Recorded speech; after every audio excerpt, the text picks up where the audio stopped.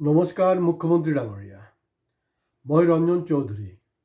কিন্তু মই এটা কনফিউজ হৈছোঁ, আপুনি মানে আচলতে কাক ভয় খায়?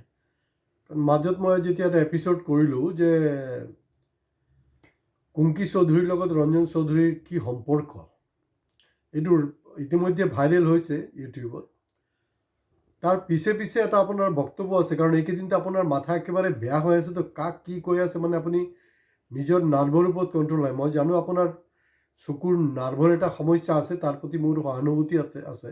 সেইটো কাৰণে যে চকুটো মাৰি থাকে যে বহুতে বেয়া পায়, এইটো এটা নাৰ্ভৰ প্ৰব্লেম। মোৰো চিনাকি একজনৰ আছে, আৰু মোৰো নাৰ্ভৰ প্ৰব্লেম পোৱাগৈ নাই, গ্ল'কমাৰ সমস্যা আছে। সেইটো কাৰণে মই ক'লা চশমাটো পিন্ধো বাৰু। ঠিক আছে, মই গম পাইছোঁ, মোৰ আপোনাৰ প্ৰতি সহানুভূতি আছে যে আপোনাৰ নাৰ্ভৰ প্ৰব্লেম। কিন্তু খুব স্পষ্টকৈ মই শুনিছোঁ, আৰু ৰাইজেও শুনিছে, তো ভালেই কিছু মানে মোৰ হিতাকাংক্ষীয়ে মোক ফোন কৰিছে যে ছাৰ কথাটো কি হৈ আছে, কথাটো অলপ স্পষ্ট হৈ গ'লে ভাল। কাৰণ আপুনি কওঁতে কওঁতে এনেকুৱা হ'ল, কোন চৌধুৰী হয়, কোন চৌধুৰী, মই কি ভয় খাওঁ নেকি?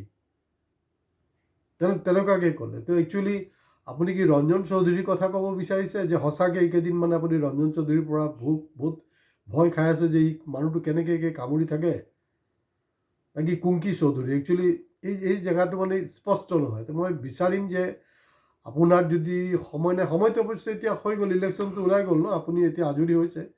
মই ভাবিছিলোঁ যে দুদিনমান আগতে এপিছ'ডখন কৰোঁ, এতিয়া যিহেতু আপুনি আজৰি হৈছে, আপুনি ইয়াত এটা স্পষ্টীকৰণ দিয়াটো ভাল, যিটো কি কুংকি চৌধুৰীক আপুনি ভয় নাখায় না ৰঞ্জন চৌধুৰীক ভয় নাখায়। আপুনি ইলেকশ্যনৰ ঠিক আগমুহূৰ্ততে আপুনি সাধাৰণতে মানে অসমৰ সত্ৰবিলাকৰ কথা কয়, তাত মিয়া নাকি দখল লৈ লৈছে, তাৰপিছত আমাৰ মা কামাখ্যাৰ কথা কয়। কিন্তু দেখা গৈছে যে আপুনি ইলেকশ্যনৰ বৈতৰণি পাৰ হোৱাৰ কাৰণে অসম নহয়, উত্তৰ পূৰ্বাঞ্চল নহয়, আপুনি একদম ঝাৰখণ্ডলৈ গুচি গৈছে, তাত গৈ কিবা পূজা অৰ্চনা কৰিছে।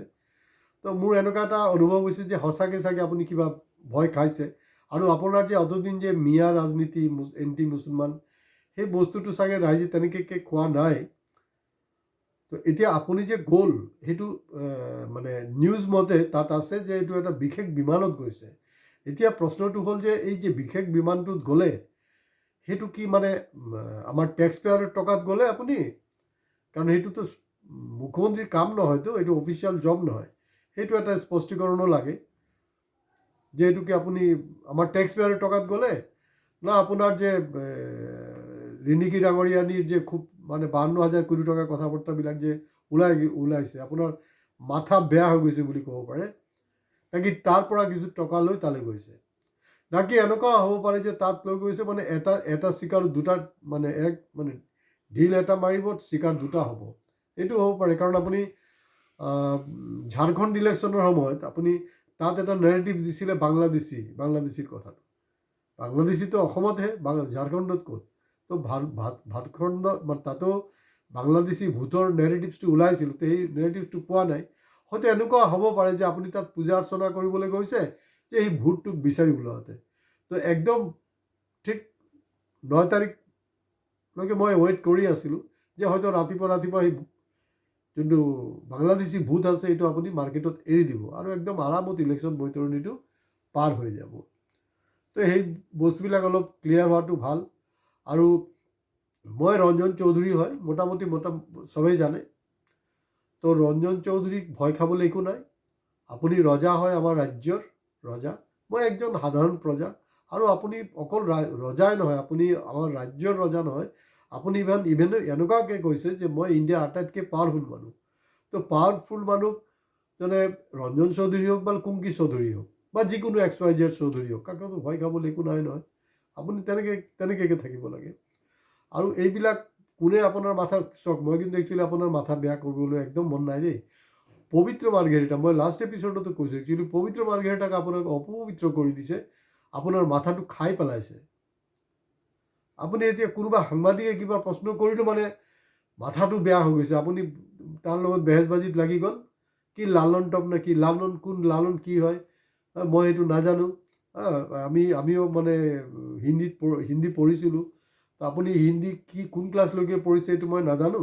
কিন্তু আপুনি চিম্পলি ৰিপ্লাইটো এনেকৈ দিব লাগিছিলে, অ' লালন, লালন টপ চব নহয়, লালন টপৰ এটা ধৰি লওক দ্য ৱায়াৰ যেনেকৈ এটা নিউজ চেনেল আছে, আমাৰ যেনেকৈ আমি মানে বহুতৰ অৱস্থা বেয়া কৰি দিছোঁ, Ranjan Choudhury official YouTube channel এটা আছে, সেইটো বহুতৰ মানে নিন ধাৰাম কৰি দিছে।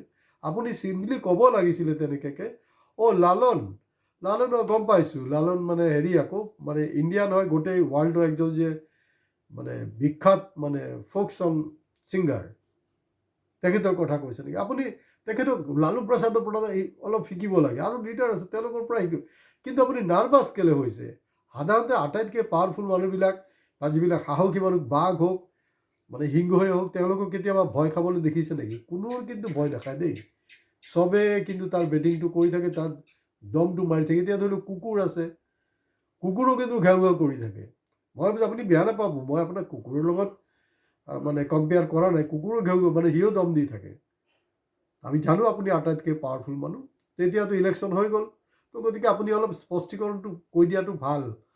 কাৰণ চৌধুৰী মানে কোন চৌধুৰীৰ কথা কৈছে আপুনি? যে কুংকি চৌধুৰী না ৰঞ্জন চৌধুৰী, কাক আপুনি মানে কোনো হেৰি নকৰে।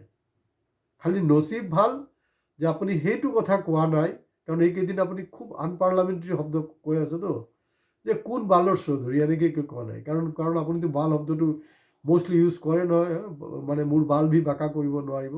যি হওক, তেতিয়া দেখা গৈছে আপুনি মোটামুটি উত্তেজিত হৈছে ঠিকেই, কিন্তু বাল চাল সেইবিলাক কোৱা নাই। গতিকে আপুনি বস্তুটো অলপ স্পষ্টীকৰণ দি দিয়াটো ভাল আমাৰ কাৰণে। কিন্তু আপুনি যদি আমাক ভয় খাইছে তেতিয়াহ'লেও ঠিক আছে, কুংকি হওক বা ময়ে হওক, যদি ভয় খোৱা নাই তেতিয়াহ'লেও ঠিক আছে। কিন্তু মই যেনেকৈ নিৰ্ভীক নিৰপেক্ষ সাংবাদিকতা কৰি আছোঁ নহয়, মই কিন্তু এইটো শেষলৈকে কৰি থাকিম।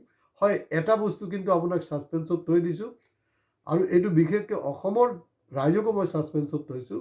তো ইলেকশ্যন গুচি গ'ল, মই কৈছিলোঁ যে ইলেকশ্যন যোৱাৰ পিছত, অৰ্থাৎ 4 মে'ৰ পিছতো হ'ব পাৰে, 9 মে'ৰ এপ্ৰিলৰ পিছতো হ'ব পাৰে, যে কুংকি চৌধুৰীৰ লগত ৰঞ্জন চৌধুৰীৰ কি সম্পৰ্ক, মই এইটো কিন্তু খোলাচা কৰি দিম। গতিকে আমাৰ ইউটিউব চেনেল ৰেগুলাৰ আপোনালোকে চাই থাকিব, ৰেগুলাৰ চাব। এইটোক লাইক শ্বেয়াৰৰ লগত ভালকৈ শুনি থাকিব, ছাবস্ক্ৰাইব কৰিব। কাৰণ ৰেগুলাৰ সেইটো কাৰণে চাবলৈ কৈছোঁ এইটো সময়ত, বিশেষকৈ 9 এপ্ৰিলৰ পৰা মে' 4লৈকে। কাৰণ যিকোনো দিন কিন্তু মই মোৰ লগত ৰঞ্জন চৌধুৰীৰ লগত কুংকি চৌধুৰীৰ কি সম্পৰ্ক, এইটো কিন্তু মই স্পষ্ট কৰি দিম। গতিকে এইটো আপোনালোকে যাতে মিছ নকৰে, গতিকে ৰেগুলাৰ আপোনালোকে চাই থাকক। কোনো কুংকি চুংকি কাৰোবাক কোনো চৌধুৰীক ভয় খাবলৈ দৰকাৰ নাই। আপুনি ইণ্ডিয়াৰ আটাইতকৈ পাৱাৰফুল মানুহ, আমি জানো। আপুনি জিকি আহক, কিন্তু আপুনি সেৱাটো আচলতে আমাৰ মা কামাখ্যাক দিব লাগিছিলে, বা কোনোবা সত্ৰত গৈ পূজা কৰিব লাগিছিলে। আপুনি কিয় তাত গ'ল, তাত কি ৰহস্য লুকাই আছে মই নাজানো। হয়তো এনেকুৱা হ'ব পাৰে, হয়তো আপুনি ক'ৰবাৰ পৰা লিংক পালে, আগত কৈ দিলে যেন আপুনি মানে হায়দৰাবাদ পলাই গৈছে বুলি, পৱন খেৰ। এতিয়া হয়তো কিবা এটা হয়তো লিংক পাইছিলে যে পৱন খেৰ হয়তো ঝাৰখণ্ডত গুচি গৈছে, কাৰণ এইটোতো বিজেপিৰ শাসিত ৰাজ্য নহয়, এইখনো কিন্তু অপজিশ্যনৰ ইণ্ডিয়া গঠবন্ধনৰ ৰাজ্য হয়, শাসনৰ। আজি ইয়াতে শেষ কৰিছোঁ, নমস্কাৰ।